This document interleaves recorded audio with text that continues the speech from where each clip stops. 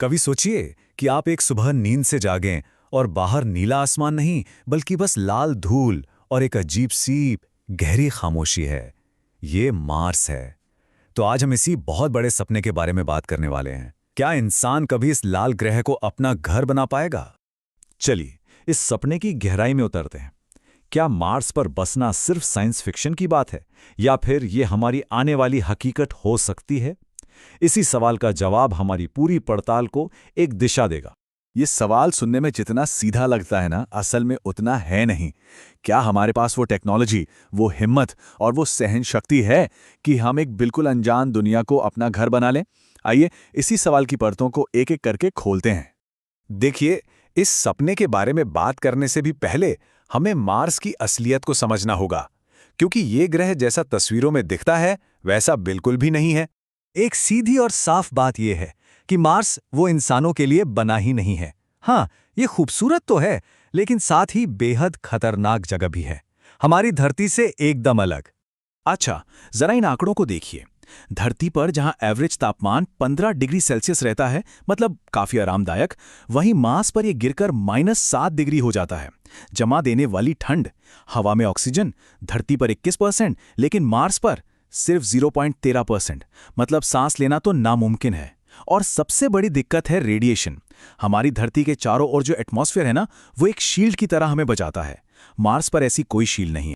तो अगर मार्स इतना खतरनाक है, तो फिर हम वहां रहने की बात कर ही क्यों रहे हैं? क्योंकि हमारे पास एक प्लान है।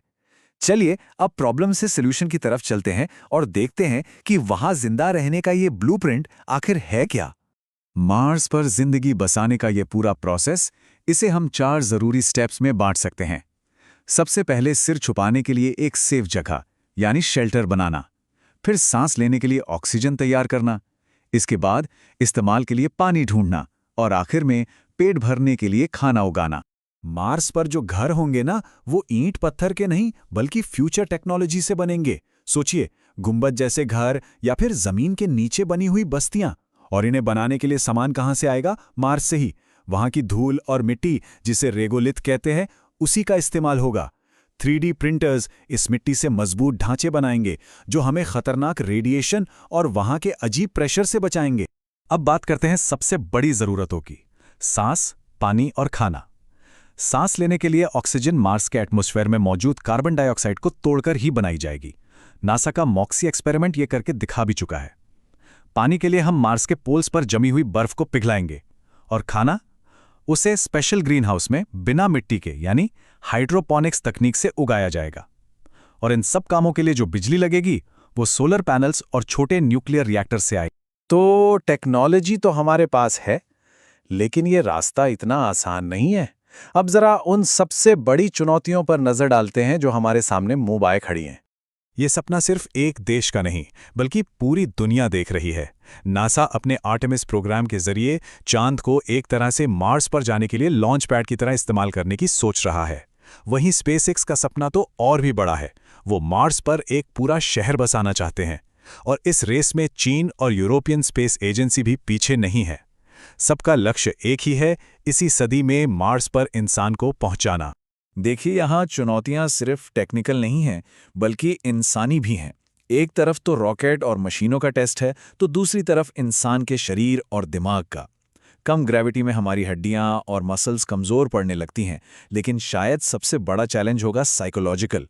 महीनों तक एक छोटे से कैप्सूल में बंद रहना, घर से, धरती से लाखों किलोमीटर दूर, ये सिर्फ एक मिशन नहीं होगा, बल्कि इंसान के धीरज का सबसे बड़ा इम्तिहान होगा। लेकिन इतनी सारी चुनौतियों के बावजूद हम मार्स पर जाना क्यों चाहते हैं? क्योंकि ये सिर्फ एक और ग्रह पर जाने की बात नहीं है।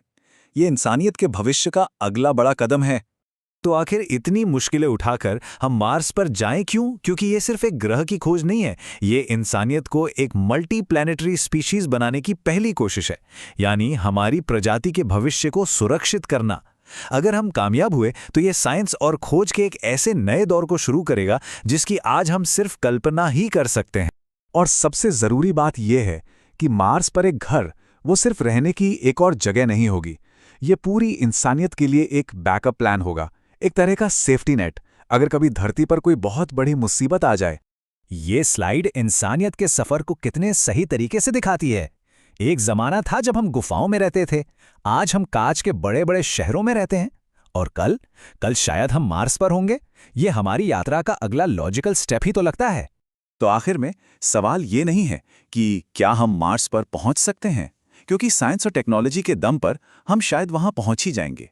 असली सवाल तो ये है कि क्या हम एक नई दुनिया को संभालने के लायक हैं? कहीं ऐसा ना हो कि हम अपनी धरती वाली गलतियों को वहां भी दोहरा दें।